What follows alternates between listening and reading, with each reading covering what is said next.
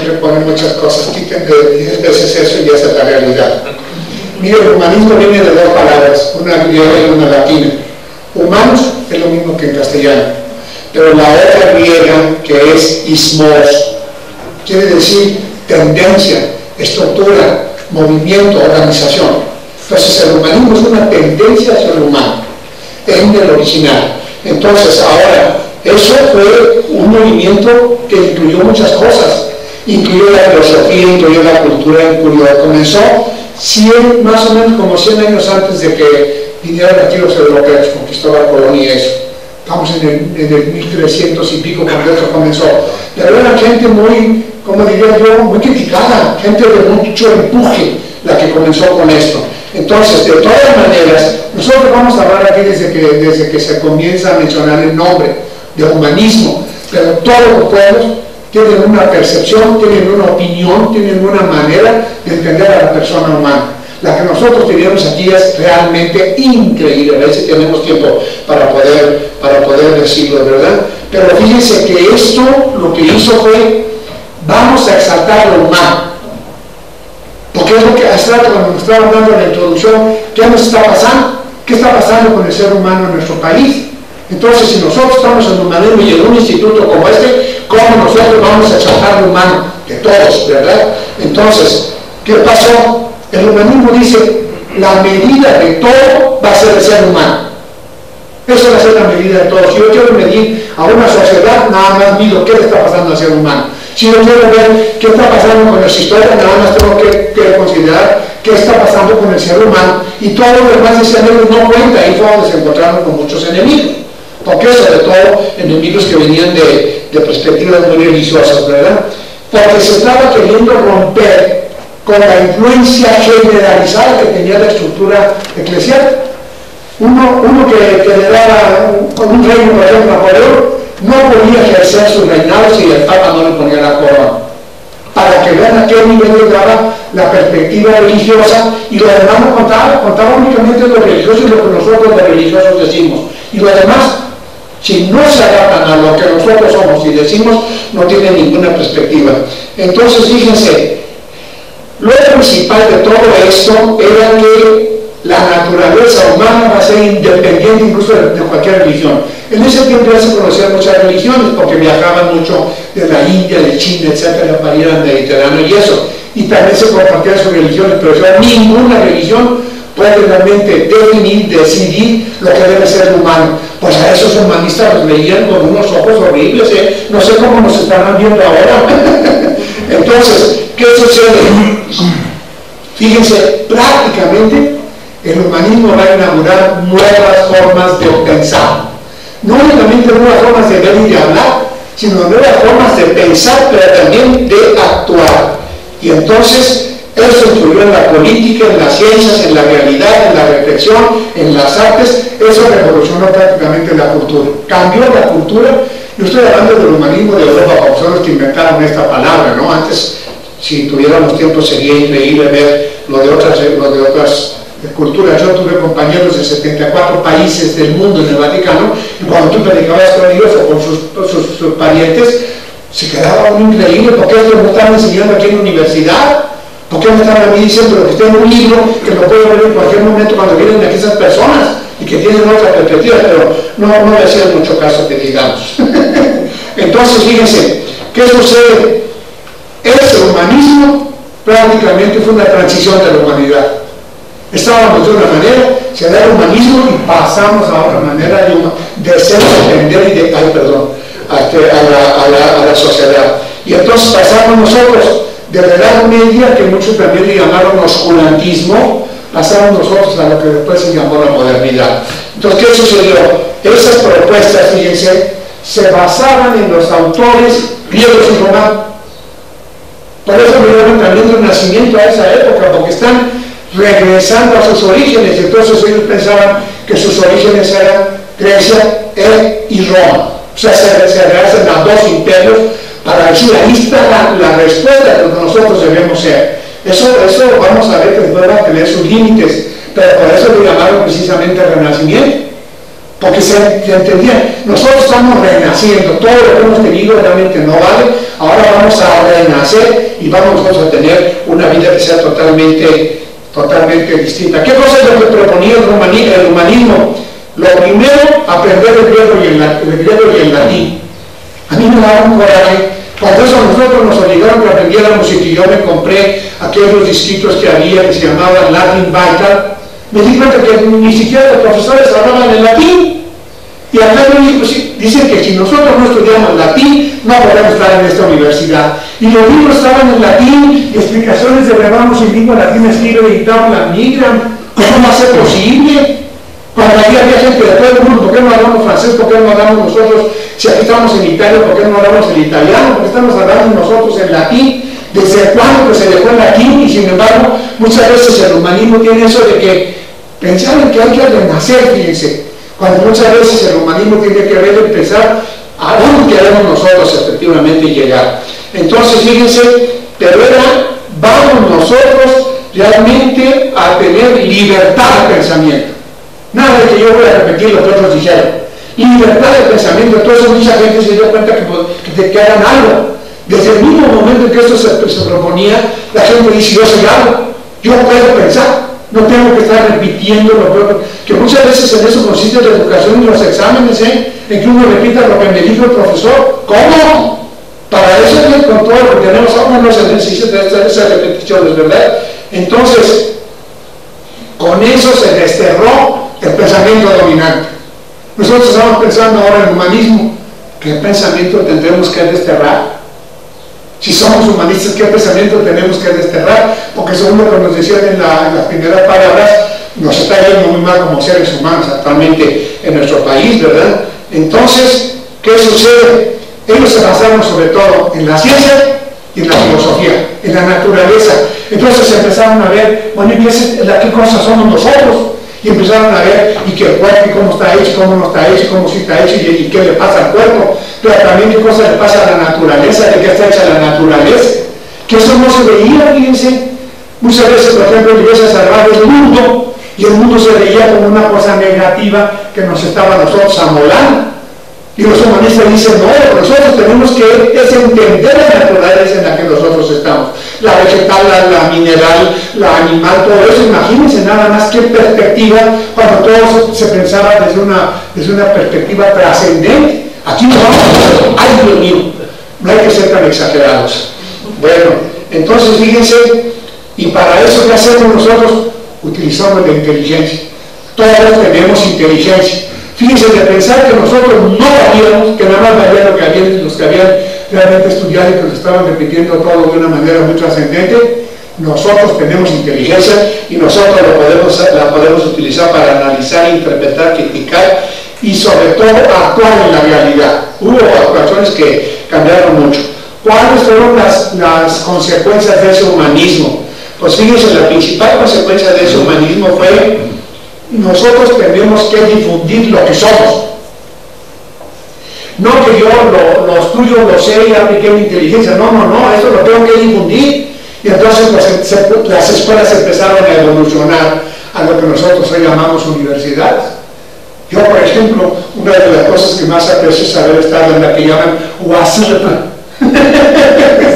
Haber estado en la universidad. Ahí, entonces, hasta el bachillerato se estudiaba en la universidad. Fíjense, ahí nosotros estudiamos el bachillerato en la universidad, en el edificio central. Nos mandaban a los rincones y todo, pero ahí nosotros lo estudiábamos. Entonces, el ser humano, fíjense, se dan cuenta, al empezar a estudiar al ser humano, que nosotros tenemos sentimientos, que nosotros compartimos, que somos generosos. Eso se veía en la gente. Fíjense, eso no lo habíamos nosotros notado, cómo unas personas pueden ayudar a otras en los momentos en que están efectivamente necesitadas, enfermas o lo que sea, ¿verdad? Pero también, ¿cuáles son las relaciones humanas? ¿Cuáles son las relaciones humanas en la familia? ¿Cuáles son las relaciones humanas en la sociedad? ¿Cuáles son las relaciones humanas en todos los niveles de la vida? Fíjense, entonces cambió la perspectiva que nosotros teníamos, pero sobre todo, fíjense, ¿cuáles son las cualidades del ser humano? Nosotros no vamos a criticar al ser humano. Nosotros lo que vamos a ver, ¿por qué vale? ¿Cuáles son las cualidades del ser humano? ¿Qué cualidades tenemos como ser humano? Fíjense, eso comenzó en Europa, Eso comenzó en Europa, como les digo, veían a esta gente pues muy, que prácticamente estaba cambiando todo, porque nada se veía en esa perspectiva. Entonces, fíjense, mediante todo eso, nosotros realmente empezamos a entender lo que realmente la humanidad es. Antes no lo veíamos así, en Europa estoy hablando, Vamos a ver, yo quiero comentar un poquito cómo se veía aquí al ser humano, Fíjense, ellos decían así: el mundo no puede existir si nosotros no colaboramos con la fuerza de Dios que está en la naturaleza. Eso decían aquí. Y por eso las ciudades todas se construían con 4 barrios, se construían con 4 ejes. Uno va a Teotihuacán, lo que llamaron la avenida de los muertos, que no tenía nada que ver con los muertos, y luego tenemos el río. Nosotros estamos en una perspectiva de vida, para darle vida a la ciudad. Fíjense, eso se pensaba aquí. Y así se construyeron las ciudades, pero así también se construyeron las casas, así se construían los templos, así se construían absolutamente todo, ¿verdad? Ahora fíjense, eso se tiene que mantener en equilibrio. Nosotros somos responsables de mantener la vida en equilibrio, porque hay muchos desequilibrios en la vida. Entonces yo como persona, ¿cuál es mi obligación? ¿Cómo mantengo eso en equilibrio? Y el equilibrio se mantenía en la dirección sur-norte, pero por el servicio, fíjense. Cuando una persona daba un servicio le ponían una plumita. A mí me ha tocado ver eso en Oaxaca, cuando todavía no había carreteras y llegábamos en la avioneta y llegaba un chiquillo, pues él era lo que llamaban el topi. Y te deben venir a decir por dónde tienes que caminar para llegar a donde vas a dar tu servicio. Y le daban una pluma. Y conforme tú ibas dando servicios, te ibas dando plumas y plumas hasta que finalmente, el que traía muchas plumas, ese era el verdadero servidor de la comunidad. Y le decían a ese que iba a ser el tacuani, el que iba a decir efectivamente la palabra de toda la comunidad. Fíjense, cada ciudad había una escuela de cada barrio, que además le llamaban calmeca, casa, un mecánico de casas, aquí astronomía, aquí arquitectura, aquí cuestión comercial, aquí cuestión política. Eso había en cada barrio aquí. Cuando en Europa los únicos que estudiaban eran los príncipes, háganme el favor, y que también las mujeres iban a la escuela. Y el primero que habla dice monasterio de doncellas. No se podría explicar cómo es que hay mujeres que están perdidas en política. Nunca vamos a ver nosotros los códices a un gobernante. Se ve el gobernante en el petate, que es la sociedad, el tejido social, y aquí está lo que llamaban Sihuacoba, la mujer que nos pone el estómago. Un gobernante y uno, fíjense que es humanismo, El gobierno no puede gobernar, ya nos juntó con todos. Y va a ser la última palabra, pero no la puede decir si no hay una mujer, sigua, que te pone coat. En el calendario azteca son 2 serpientes, ¿no? Lo que llamamos calendario azteca, las serpientes en la historia. Quien te pone en la historia es la mujer. Nosotros muchas veces ponemos en qué, en lo que acá nos da vueltas. No quise decir que estamos locos, pero es lo que nosotros proponemos, lo que acá nos da a nosotros vueltas. Y la mujer dice, ¿y eso cómo te lleva la vida? Entonces todos los gobernantes en los códices, nada de que trono ni que nada de eso, una silla de ramas y sentados sobre un petate, pero aquí está la Sihuacoat.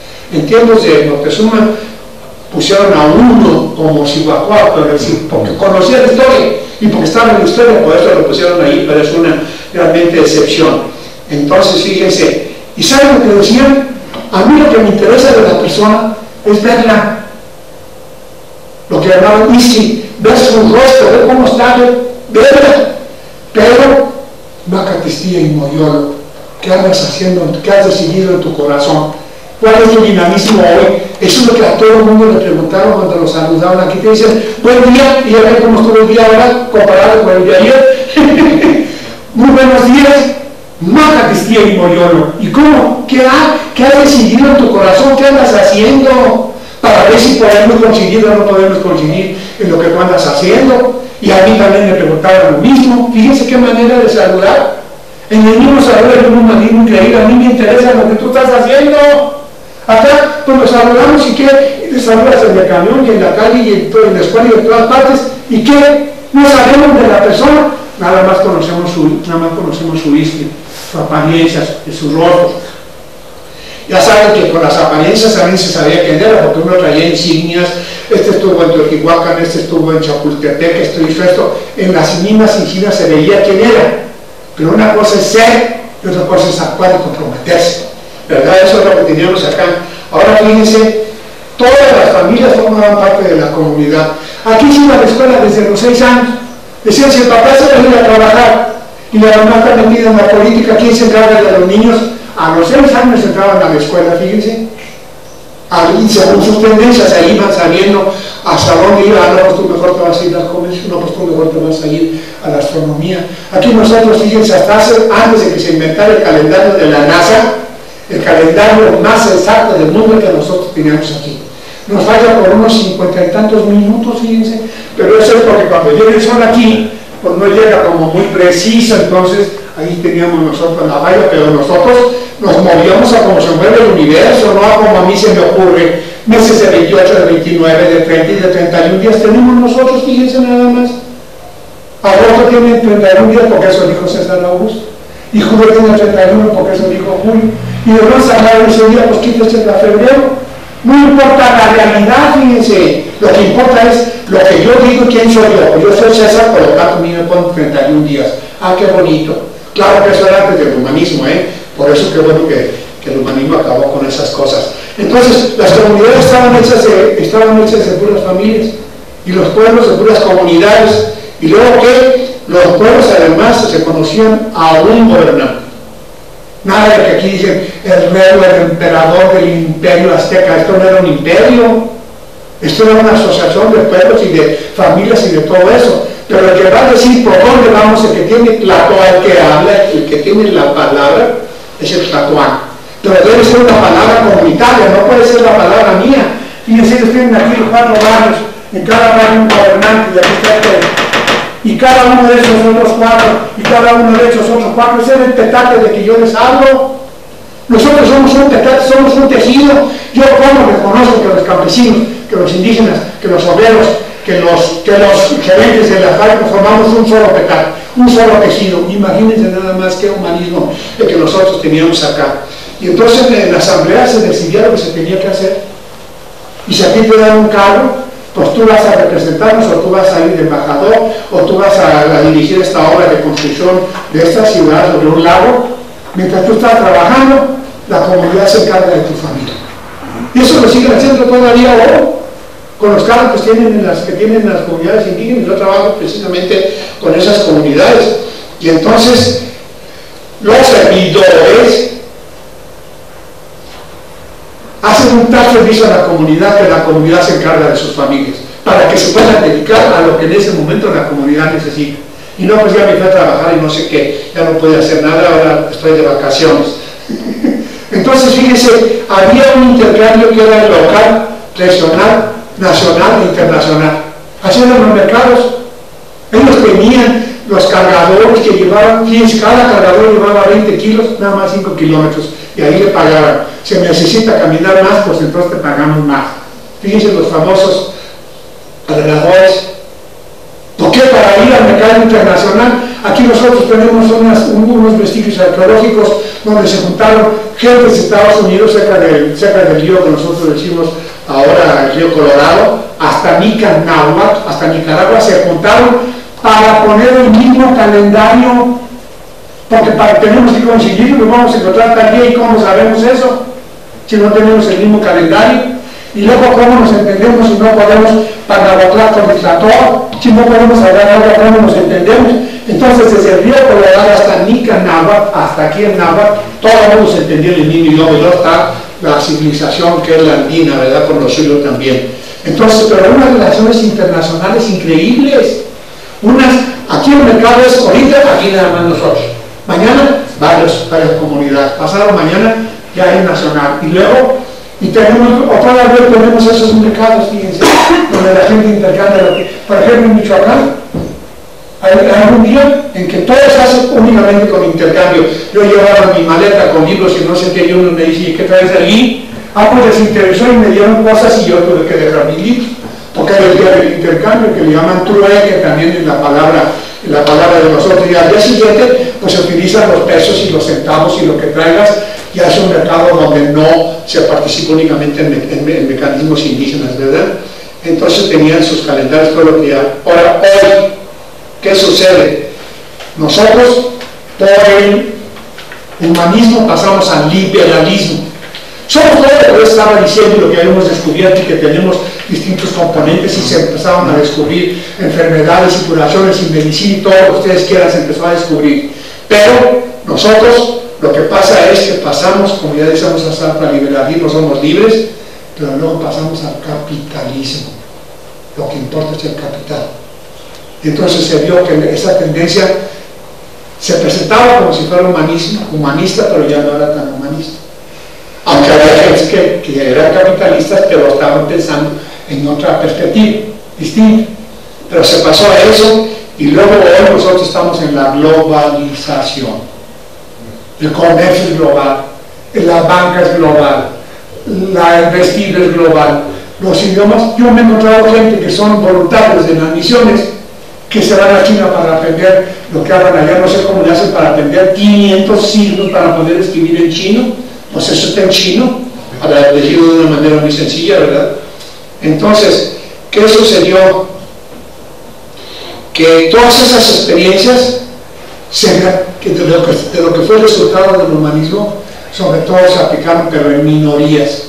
Hubo gente que se hicieron verdaderamente capitalistas, hubo gente que se hicieron verdaderamente liberacionistas, hubo gente que se hizo. Nosotros, ¿qué dimensión internacional tenemos? No todos los que estamos aquí tenemos relaciones internacionales, servicios internacionales, actitudes internacionales, solicitudes internacionales, pero hay muchas empresas que sí, y además hay empresas que sí, y sí están con una perspectiva humanista, pero no, eso no pasa con todas las empresas. Ya que está pasando aquí en Viricuta, ya hay más de 15, ¿cuántas empresas? Después de que ya se ganó un amparo, ellos siguen teniendo la concesión y siguen trabajando que se ganó un amparo, y no se aplica el amparo por nuestros jueces, y Viricuta se sigue escarbando. Ahora quieren pasar por encima, por el abajo de la parroquia, que porque ahí hay una venta muy importante de oro. Todavía las poquitas gentes que viven allí en Real de 14 están defendiendo eso. Pero ahí está la primera casa de moneda de México, y pues vamos a ver si la tumban o no la tumban, ¿verdad? Entonces, mientras que esos pocos se realizaban ese humanismo, vamos a ponerlo ya entre comillas, muchos eran prácticamente, ¿cómo se dice?, decaían, pero como mayorías poblacionales. Aquí los indígenas, los campesinos, los obreros, mucha gente tiene una decadencia poblacional, una decadencia personal, dentro de una perspectiva que no sabemos si es humana, porque yo a las empresas que conozco que tienen una perspectiva humanista, hacen cosas que no son como las que en este momento yo estoy criticando, porque existen movimientos, existen asociaciones, existen personas, maestros, intelectuales que reaccionan y proponen sentidos justos en este momento, comportamientos justos. Nosotros vamos a apoyar, pero un comportamiento que es justo, un comportamiento que es distinto de lo que estamos nosotros diciendo. Entonces, ¿qué sucede? Que lo que nosotros tenemos que buscar como humanismo hoy, lo que estamos haciendo nos hace verdaderamente personas humanas, o qué nos está haciendo, y qué tenemos que hacer con esos resultados para que efectivamente seamos nosotros humanistas. Entonces, esas propuestas, fíjense, la educación es lo primero, que todo el mundo se puede educar, pero no se va a educar con libros, y tú no le vas a dar a un campesino una educación que es no sé de qué. El campesino debe de conocer su tierra, su medio ambiente, sus recursos naturales, su historia. ¿Cómo lo voy a hacer? Y no que a veces le están hablando de Aristóteles, no sé quién fue ese señor. Entonces, fíjense, y nosotros nos tenemos que comprometer con ellos. Se hacen propuestas, se hacen presencias, se hacen servicios, y cómo nosotros nos responsabilizamos y cómo nosotros nos comprometemos con eso mismo. Y luego, fíjense, tenemos que ver, contrarrestar la destrucción de lo que al principio se veía la naturaleza como la base de todo, y ahí hicimos la física, la química, todo lo que ustedes se puedan imaginar. Pero ¿qué está pasando ahora con la naturaleza? Hoy se requiere un humanismo nuevo, una dinámica mucho más fuerte, porque es más complicada. Y eso lo tenemos que hacer a nivel de escuelas, a nivel de compromisos, a nivel de trabajo, a nivel de todo. Y luego, lograr la libertad y la justicia para todos, para los seres humanos, no nada más para unos seres humanos. Y luego nosotros tenemos que, fíjense, Los indígenas están defendiendo el medio ambiente. Esta maderera no se pone aquí, esta agua no se la lleva, aquí no me ponen una minera. Pero ¿qué pasa con esas luchas? ¿Qué apoyo reciben de las universidades? ¿Qué apoyo reciben de la política? ¿Qué apoyo reciben? Hay empresas, fíjense que eso es lo más interesante, que a nosotros nos toca ver que hay empresas que dicen que financiamos ese proyecto. ¿Qué consiste ese proyecto? Asesoría jurídica para que defiendan su río que no se vaya a Estados Unidos. Es algo. Primero el agua va a llegar a tantas comunidades indígenas, se acabó, ahora sí lo que sobra va para Estados Unidos. Oye, pero tenemos un tratado, sí, pero aquí estamos nosotros desde hace 30.000 años. Y lo primero, y lo segundo. Ese tratado de Porfirio Díaz, aquí está mi amparo. Y eso lo están defendiendo, fíjense, los tarahumaras. Lo están defendiendo contra que se quieren llevar el agua del río Concho. Ya tienen como 5 años y ellos siguen, primero se llegan a las comunidades y luego se dan agua para el río Conchos. Nosotros tenemos que ver qué propuestas tienen ellos en este tipo de humanismo, ¿no? Y entonces fortalecer esas, pero también fíjense, saben aquí también nosotros tenemos que fortalecer a los jóvenes. Aún no está actuando aún la juventud, ellos actúan con cosas muy precisas, pero se organizan, se mueven, protestan, se defienden. Eso están haciendo los jóvenes, fíjense, que nosotros también a veces de los jóvenes, no, ellos no nos hacen caso, ¿no? ¿Cómo de que no? Son un modelo de lo que nosotros debemos hacer si somos empresarios, si somos profesores. ¿Qué hacemos con los demás profesores? ¿Qué hacemos con las demás empresas siguiendo el mecanismo que nos están dando en este momento los jóvenes, verdad? Y entonces, ¿qué? ¿Cómo cambia nuestra familia? Porque las familias nuestras se están desintegrando. ¿Y cómo cambian nuestras comunidades? Porque están siendo invadidas. ¿Y cómo cambian nuestros pueblos? ¿Y cómo cambia nuestra nación? Que nunca hemos tenido una dependencia tan grande, ni en tiempo de la colonia, ni en ningún tiempo como lo tenemos actualmente. Y nosotros, fíjense, una cosa muy importante es reconocer la diversidad étnica. Los chinos son distintos, pero esa distinción tiene sus ventajas, y también los rusos, y también miren, hay asociaciones en Estados Unidos y grupos que defienden a los migrantes como nosotros no podemos tener una idea. Ahora, muchos de esos son también paisanos de nosotros, ¿verdad? Ya hasta se está queriendo hacer un estado en el centro de Estados Unidos, se quiere hacer un estado que llaman ellos latino, no sé qué quiere decir eso. Pero dicen, pues ellos hacen lo que quieren, porque también pagan sus impuestos y cargos. Para eso es una propuesta de los republicanos, fíjense nada más, que sea un estado de latinos en el centro de Estados Unidos. Pero eso es porque cómo están actuando estos cuates por allá. Entonces, nosotros tenemos además, yo estoy en una empresa que está haciendo un apoyo, sí, ¿cómo ese apoyo es integral? Porque a veces lleva nada más a un aspecto, ven ustedes, pero ¿cómo es integral? Que vea la familia, que vea la comunidad, que vea la política, que vea también la cultura. ¿Cómo lo hacemos? Fíjense, lo que se llama Historia de las Cosas de la Nueva España, o lo que ha escrito, por ejemplo, León Portilla, la filosofía de agua de estudiar en sus fuentes, está traducida a 17 idiomas. La filosofía de agua de estudiar en sus fuentes, que les esté interesando a los chinos, a los hindúes, a los africanos, la filosofía de nosotros, y que nosotros, ahora que vamos a tener, ahora ya se fue nuestro representante y director, pero que vamos a tener, ¿dónde está nuestra filosofía? ¿Dónde está nuestra historia? ¿Ustedes creen que un judío no sabe quién fue David y quién fue Salomón? Y nosotros no sabemos dónde. Y entonces, ¿qué pasó con, por ejemplo, Moctezuma? Moctezuma estaba barriendo las calles cuando le dijeron que le habían hecho Tlahuan de México, Tenochtitlan, y estaba barriendo las calles porque le habían encomendado ese servicio.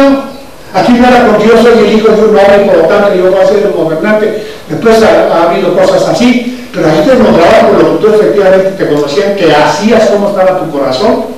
Entonces, fíjense, yo lo que les digo, hoy más que nunca, nosotros estamos realmente necesitando un humanismo. Y ese humanismo se va a tener que mostrar desde la escuela, la universidad y las facultades, hasta lo último, que también debería ser la religión, para que nosotros tengamos una cultura y una religión que efectivamente nos hagan más humanos.